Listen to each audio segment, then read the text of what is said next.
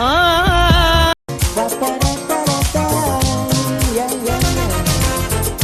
They making new laws every day. Allahu Akbar, Allahu Akbar, Allahu Akbar. Ashhadu an la ilaha illallah. Ashhadu an la ilaha illallah. Ashhadu anna kullu rasulullah. Ashhadu anna Muhammadar Rasulullah. Allahu Akbar, Allahu Akbar. La ilaha illallah.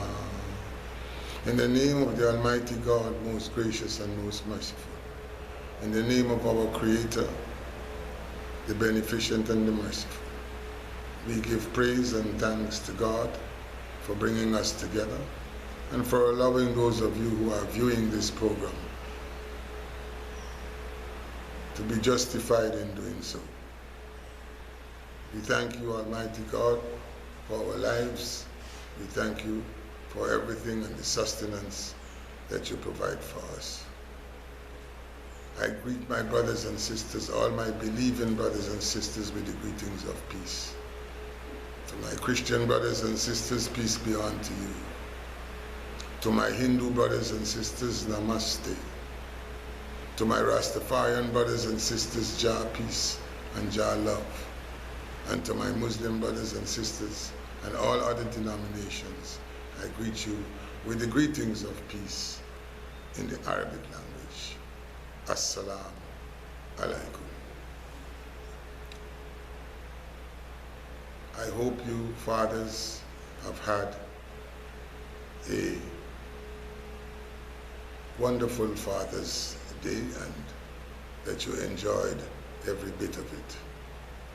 And I hope that many of you have looked at yourselves as fathers and asked yourselves, am I doing the proper job? Am I playing my role as a father? Am I protecting and providing for my family? Am I doing that?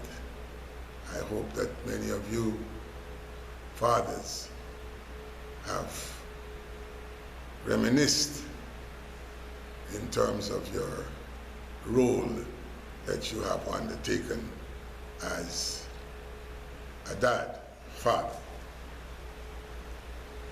And you know, we have a lot of controversies in terms of mothers who are at a stage where they are no more dependent on fathers. And it's not a nice stage to be at as parents, for children become divided, become unruly, and become careless because the mother has to take over the role of the father, and the father himself feels that he is not justified to support her in what she's doing because the two of them are not getting along. That's what we see in a lot of these relationships, where the father and the mother are not getting along, and because of that, the children suffer. So I hope, brothers, that those of you who have undertaken the role of fatherhood, that you have taken time out to really look at yourself and ask yourself the questions, am I really being a father as I am supposed to be?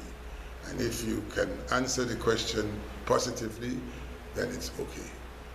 And if you have to answer the question negatively, then it is time for you to change your evil ways. Brothers and sisters, you know, we have these particular instructions that we get.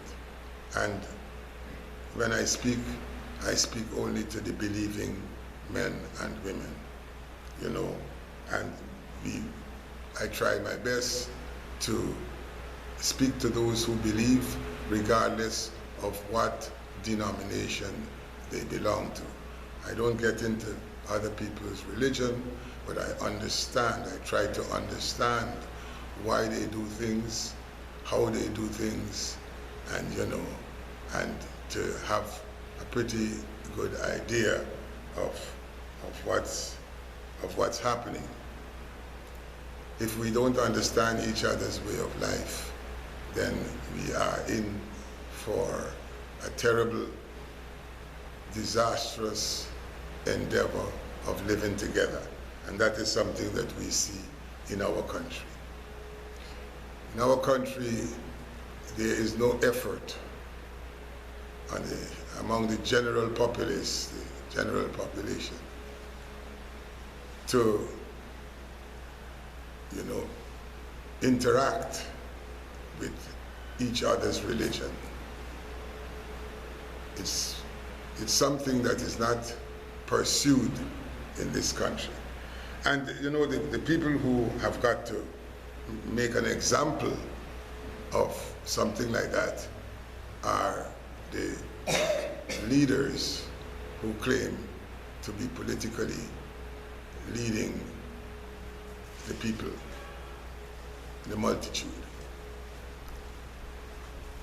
You see, they are the people who have got to begin the process of interacting with the various religious communities, visiting the churches, the mosques, the ashram of the different religious denominations.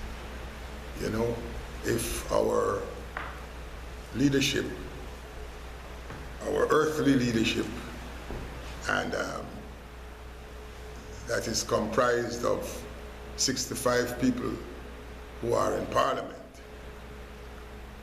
from different religions, because the 65 people in parliament are from different religions, and therefore we need to see the example of how they can interact with each other. And the example that we see is not a fulfilling one.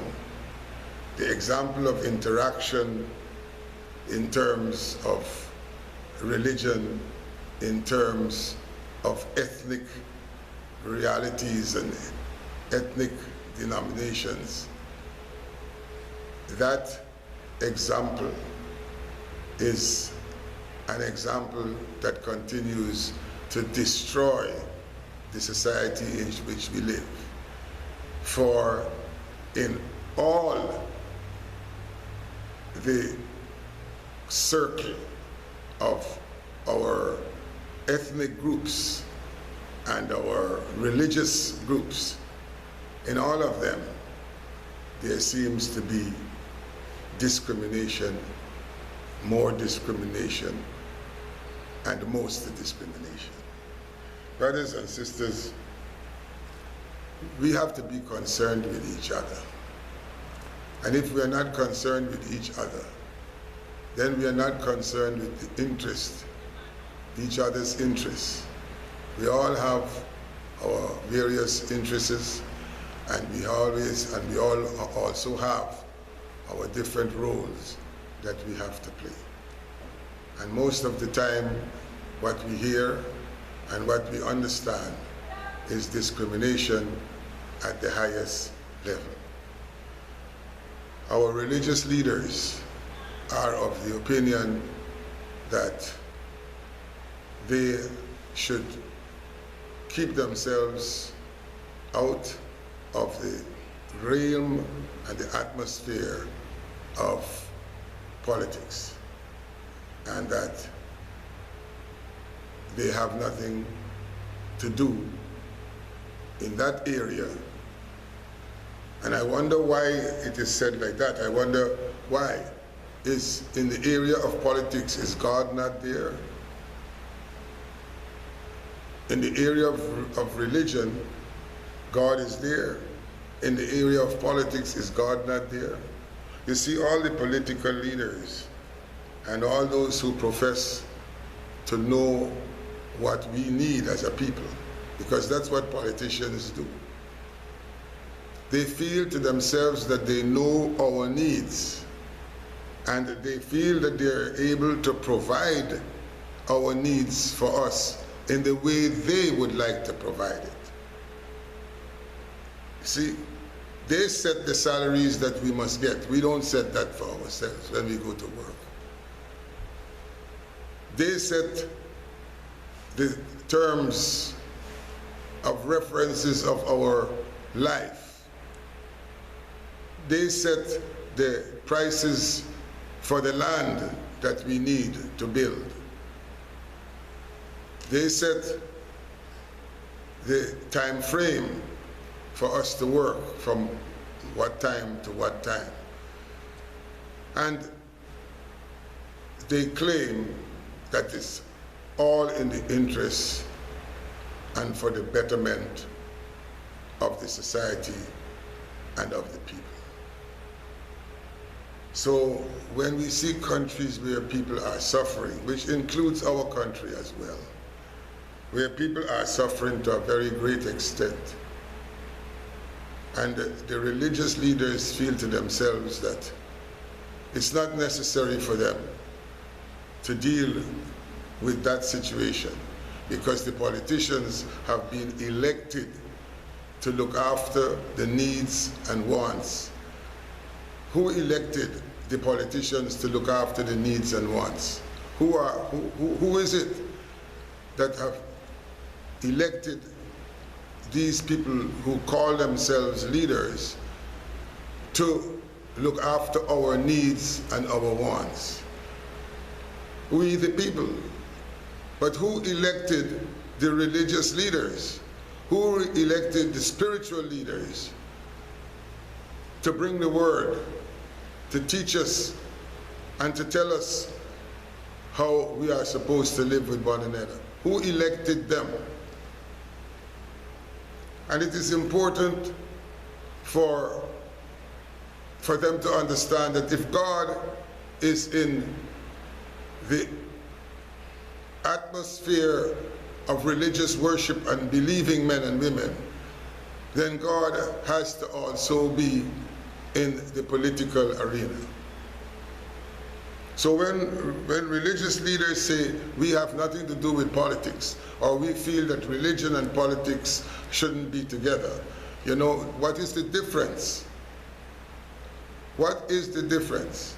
All the messengers, all God's messengers have brought the message to mankind as to how they must live, how they must earn, how they must be paid, how they must treat their servants if you have servants, if people are working for you.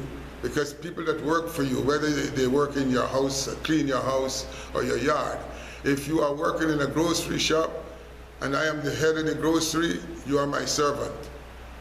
Everybody that works and gets paid by other people, they are the servants of those people. And God has taught us how to treat our servants. In all our religious denominations, we have been advised how to look after and how to treat our servants, how to pay them and how to treat them as human beings.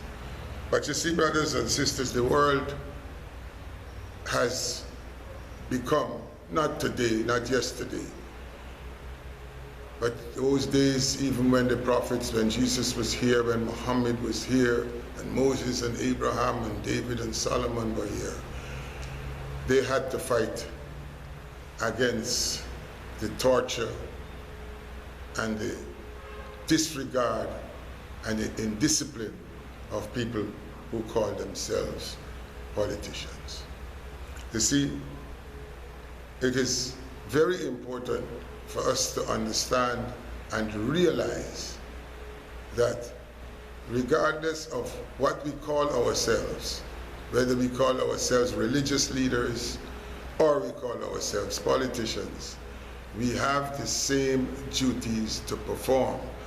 The problem is that the strategy and the way of performing the duties from a religious point of view, from a sacred and divine point of view, is different from the message and the direction that politicians are using. And I have to mention it again because what we see and what we hear from the system that the politicians are using is that word democracy. We keep hearing that word, democracy, and we see the atrocities, we see the evil, we see the corruption, we see the hate and the killing and the murder that this concept of democracy continues to pour upon the world. And we must understand that in our country, for example, we are also entwined politically in this whole system of democracy. Some of our religious leaders are also entwined in that system. That system of democracy was not comprised, organized, nor ordained by God. You see, the system that the prophets and messengers have brought to us from God is the system that we continue to neglect because of the system of democracy that shows us that material life is the life to live. That shows us that those who make haste to be rich are the wise ones. That's the system. And that's the system that those of us who are weak are led into. Those of us who are supposed to be religious and spiritual leaders find themselves many times involved in the democracy, the pattern and the system of democracy that continues to choke and suppress our people and prevent our children from having a fruitful future. And it is very difficult for me to understand if we see a system from a religious point of view, from a spiritual point of view, from the divine orders that have been handed down. From that point of view, it's very difficult for me to see that a system given by God that teaches us to love one another, and we are opposed by a system that tells us who is black and who is white and who is red and who is green, and to keep us divided.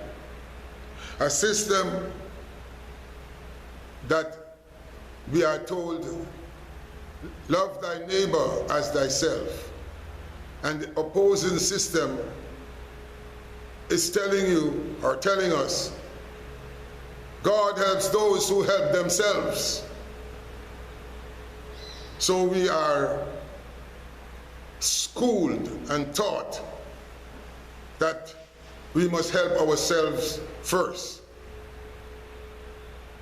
See, whereas we are told by the system brought by the teachers and the prophets, we are told, love thy neighbor as thyself. Which means that whatever you would like for yourself, you would like for your neighbor. Whatever you would like for your children as a political leader, you would want to have for the children of the country in which you live and what you're leading. Do not do unto others as you would have done as you would not have done unto you. That's simple ordained rules that have been sent down to each and every religious body that you. Religion is religion. The names that we give to these, to the different bodies that practice these rules and regulations. These rules and regulations, when God sent them down, He didn't send them down with any name, with any religious name. He didn't say, you know, do unto others as you would have done unto you, you Catholics, or you Anglicans, or you Muslims, or you Buddhists, or you Hindus. It was never said like that. It's a general statement that gives us a guidance as how to live and how to associate with one another. Love one another as you love yourself. And the system of democracy teaches us to hate one another because of our color, because of our values, because of our morals. Anybody that is different is not supposed to be different. You either move in the manner that democracy has, the pathway that democracy has made for you, or you're an outsider. The box is democracy, and anytime you do not behave, we do not conduct ourselves in the manner that democracy expects us to, then we are looking for problems. Well, brothers and sisters, we know that all the prophets have had problems because they did not dance in the box of democracy. They didn't call it democracy at the time, but they spoke about the overlords who practiced what they had to practice, oppression and more oppression. They spoke about the Sadducees and the Pharisees. Jesus pointed them out clearly. David and Solomon and Abraham and Noah and all these people, these brothers. In the Hindu religion, we have Arjuna, who was also an advocate of the divine laws and the divine rules and regulations that needed to be carried out for his people. And so we are faced today with a system that is not compatible to us. The system is not compatible to our cultures. The system is not compatible to our ethnic groups, because we are coming from a different ancestry. Our ancestors are different. Our foreparents have got different systems. And you will find that many of us in this country, for example, are still following the pathway of what our ancestors have shown us and what our foreparents have taught us. Democracy has nothing to do with ancestral life.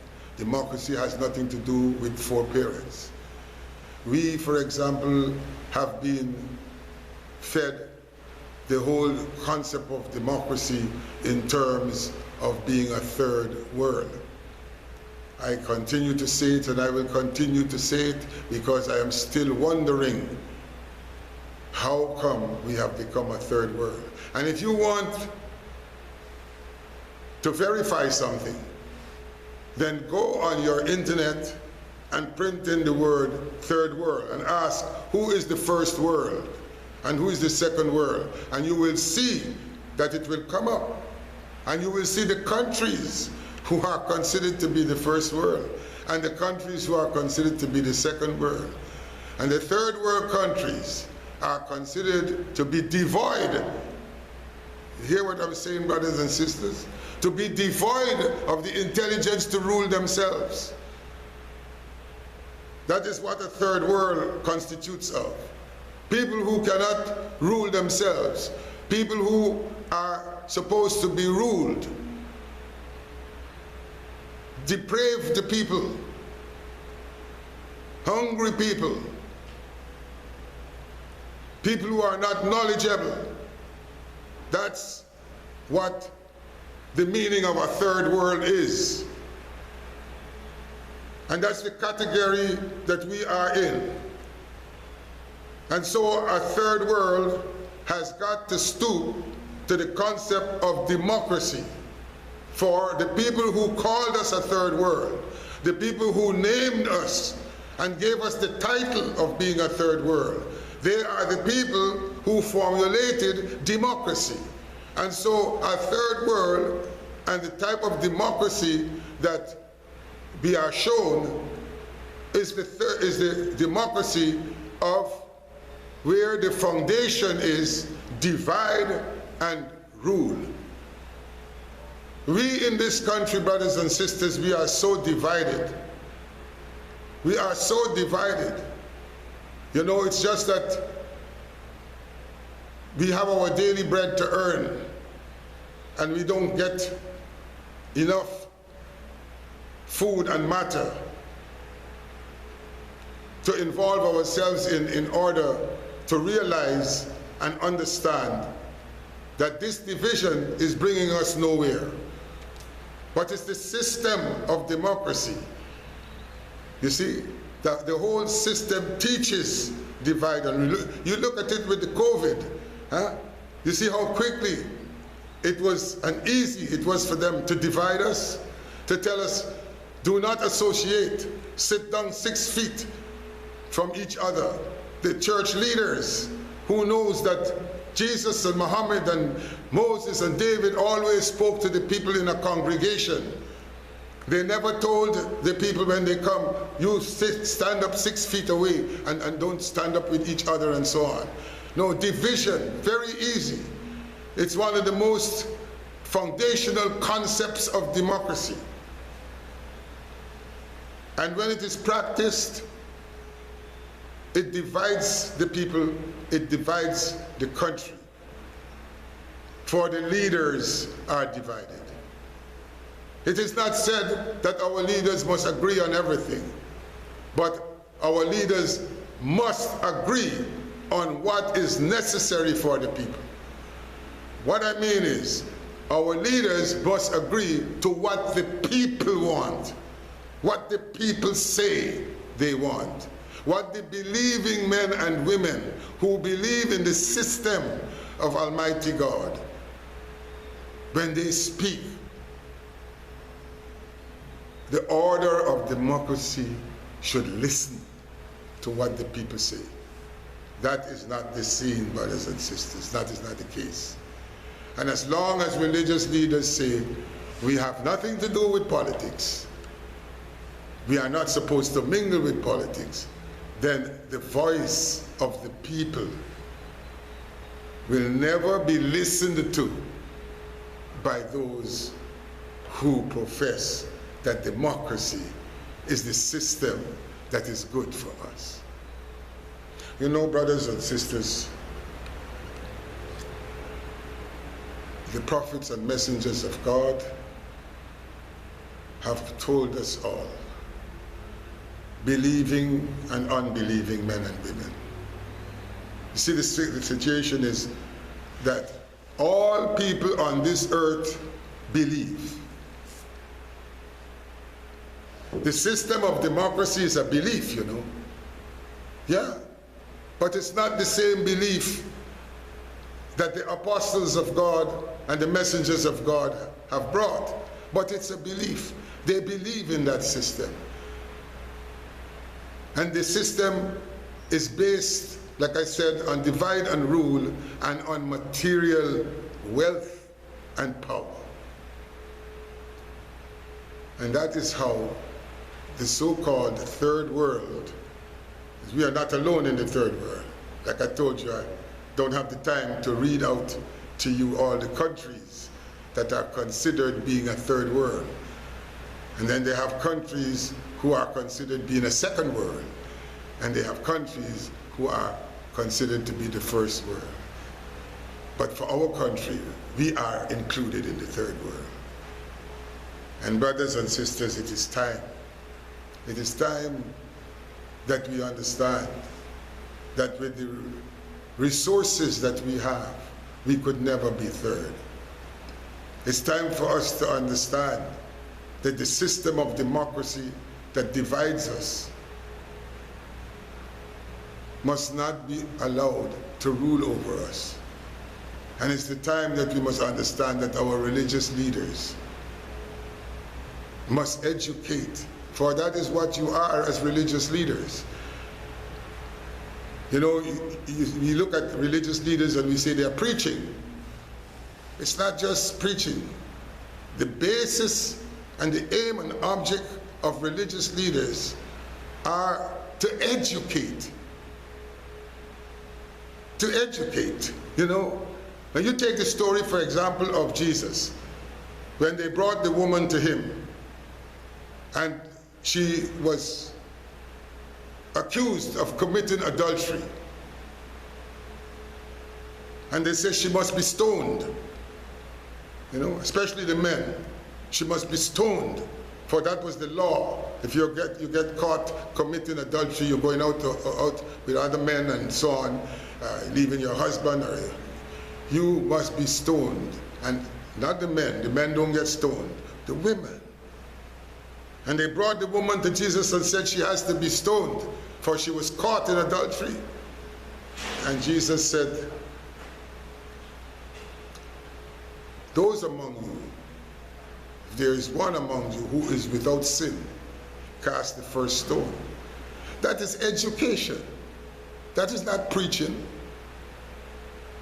He didn't say anything that God said and God said you must do. He said, those among you who are without sin, start stoning her.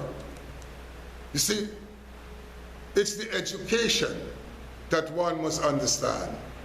The education of knowing what these messengers and prophets of God stood for. And it's the same thing. We have the system of democracy and we have the system that God has sent. That has nothing to do with the political system of democracy. And we must be able, as our religious leaders, to educate our people into understanding that what they are saying is politics. Is something that Jesus have been preaching, Moses have been preaching, Abraham have been preaching, Noah has been preaching. It's that. You see? It has nothing to do with the word. The word politics is not in the Bible. It's not in the Quran. It's not in the Bhagavad Gita. There's not that word politics and politicians. They're not there. It's not there.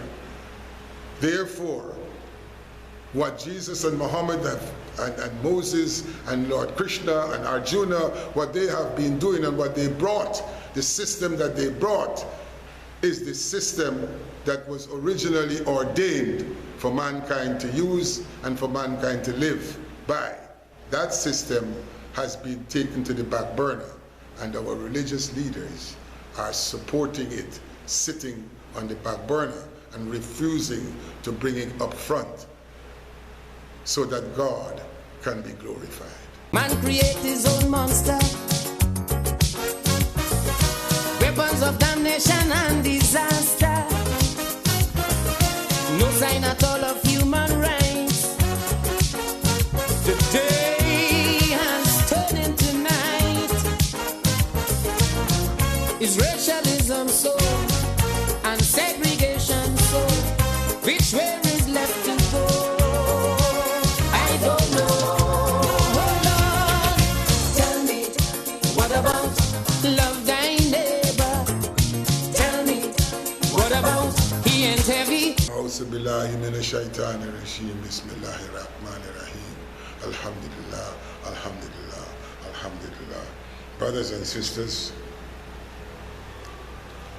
we are still facing trials and tribulations, and I am still appealing to our knowledgeable spiritual leaders in the world to speak out, to say what they have to say, and to stop allowing their people to be fed into the hands of a system that is called democracy and suffer. We see what's happening in Ukraine. That's the system that comes from there. The system of democracy has been organized by those people who are now killing each other. That's what it brings you to. That's where you reach. You reach to that stage whereby you start revolting against one another. Something that many are trying to do in our country, to get us to revolt against one another. But it's not going to happen like they planned it.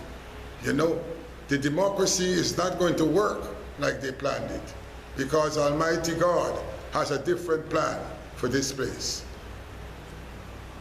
He has a different plan for this place. 83,000 square miles. And the amount of resources and the oil that we have just found. Don't you worry, brothers and sisters. Don't you depend on anybody, anyone, to value your being as a member of this society and of this country, to prevent you from earning and from acquiring for yourself and your children what is necessary from the resources that we have. It's being exploited, but for how long? Right now it's being exploited because the system of democracy is made in that way, is organized in that way. But don't panic. See, we have to stand firm and we have to understand that the resources that we have in this country, it's not resources for ourselves alone. That amount of oil that we have found, or that was there all the time, it's not only for us in Guyana. Our gold, our bauxite, all our resources, it's not only for us, it's for those people also in countries who are hungry, who are starving, and who have not got the amount of resources that we have. But as long as we continue to allow ourselves to be treated as a third world and being handed down a system that is not functioning and working among the people who originated the system, as long as we continue to follow that, we will be in complete turmoil. And in order to get out of that, we have to be able to stand united and to declare that there is nothing third about us, and that there is a system that Almighty God has sent, and it will work. You will see it, brothers and sisters. You're not seeing it now, but you will see it. For evil follows evil. Corruption follows corruption. Murder and stealing and discriminating, they all go together.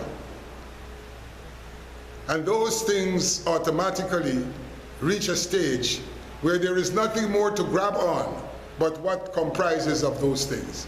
And then they start fighting each other, killing each other, like we see it's happening in Ukraine. That must not happen to us, brothers and sisters.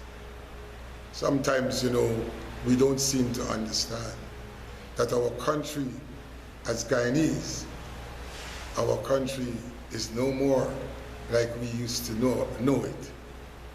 We have strangers in our country. We have people who have come here, Venezuelans, Brazilians, Cubans, they are all here. And do you know something? Many of the crimes that are being committed in this country is no more from Guyanese. Understand that. We have Chinese. Right? We have a lot of people who have come. Why? because of our resources. Do you come because of resources to a world that is third? Why do people run to the United States of America? They run there because they figure that they will get a better life. Why do you think they're coming to Guyana? Why do you think all these different people are coming to build hotels and whatever else and put up business and shares in this and invest in that? Because they feel that they're going to have a better life. So if people from outside of us can feel that they're going to have a better life, what happens to us? Feel and know that we can have a better life because we are fed the concept of democracy. We are told, you got gold, but you're going to need my tractor to take it out. Who says so? You got bauxite, you're going to need me. You're a third world, you know, you have to, you know, we are going to extract all these things for you. Your oil, yeah man, we're going to bring it in. We are coming in with our machinery, you see? So you feel to yourself, those of you who are coming here to exploit like you are doing now, you feel to yourself that it's going to continue and that you're forever going to have countries that have resources as we have under control by telling them that they're a third world and that they must use this type of democracy if they want to survive. Brothers and sisters, there is no way that that type of democracy was formulated and organized for countries like us to become independent. That system is organized for us to be totally dependent. And regardless of how much we try to be independent, this system of democracy is formulated, divide and rule, so that they will always be dependent. But we can give them independence. Who can give us? Don't you hear sometimes? When Guyana received independence from where? From Britain.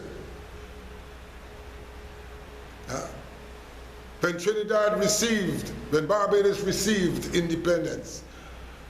You see, so since we are a third world, the first world has got to give us independence. Brothers and sisters, you know, as long as we continue to divide and to allow ourselves to be divided, those kinds of things can be told to us. And if our religious leaders do not understand that they have to stand up and they have to look out for the interests of the people, and that is why we advocate all the time a religious planning council, a national religious planning council that comprises of spiritual, knowledgeable men and women that are neutral and that don't belong to any political party. In that way, we are able to gather the believing men and women together, and we can look out for their interests. Before I close, again, brothers and sisters, I heard it on the news more than one time that there was a brother who was 25 years old who was shot 7 times, 6 times in his back by the police. And I haven't heard our religious leaders say anything about it. But it is necessary for us to understand that that brother that was shot, he might have been a Christian. His parents might belong to one of the religions. His parents might be believing men and women, his brothers and his sisters, regardless of his Christianity, Islam, Hinduism, or what. But he's coming from a roots of belief in Almighty God. And he was shot 6 times in his back. Isn't it worthy that the religious leaders ask and try to find out? For you're saying now that there has to be an investigation. So the police has to investigate the police. You see, brothers and sisters, if we don't understand that the system of democracy does that to you. And if we still don't understand that when something like that happens, it is important for our churches, our mosques, our ashrams to find out and to appeal to those who are in charge for justice. We want to know. The brother might have done something that is not right, but we still want to know what happens.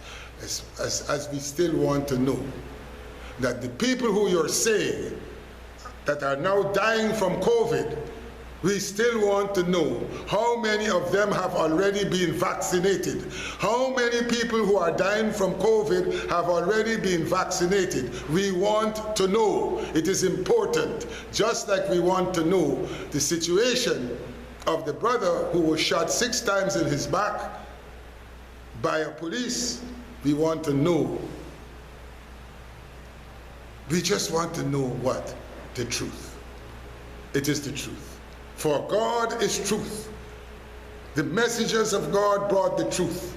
And we have to have the truth in order to live and in order to understand and in order to have build a better future for ourselves and our families.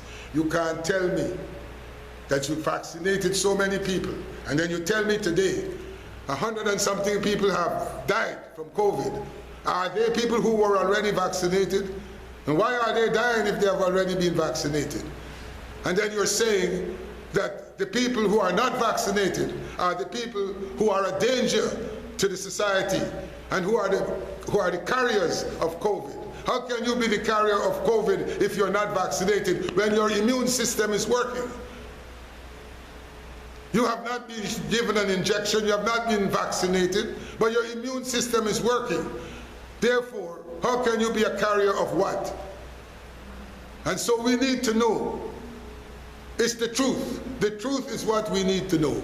If the people who are dying now from COVID have already been vaccinated, then they know that those of us who are not vaccinated are on the right path.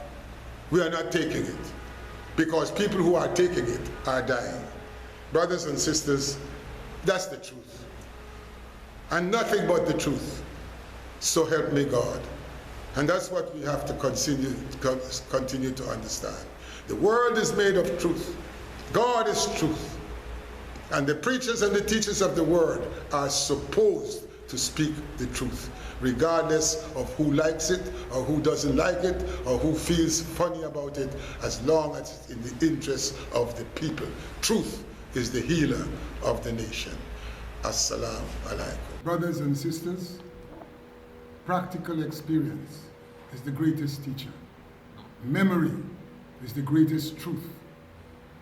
And ingratitude, ungratefulness, is the greatest sin. Remember that.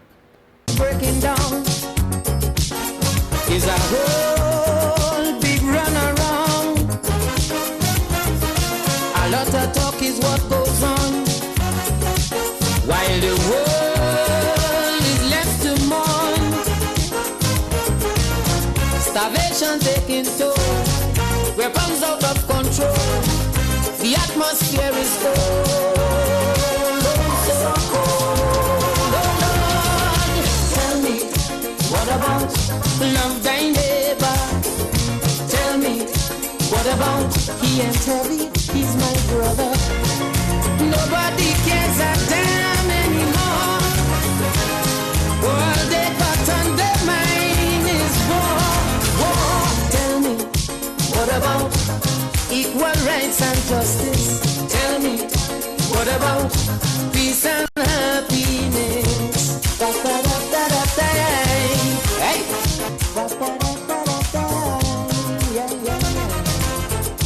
They making new laws every day, and those of the master they throw away.